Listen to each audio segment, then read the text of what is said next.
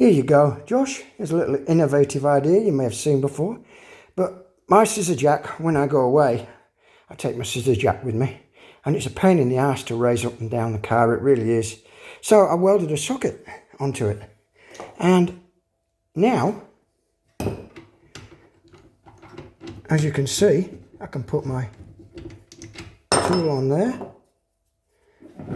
I can also fit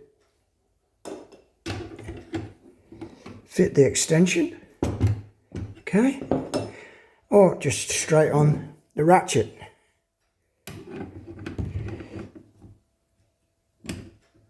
Now it works really well. I've just tried it. It's so fast, but it's even faster if you get an adapter and attach it to your impact driver. It brings the car up in no time at all with no effort.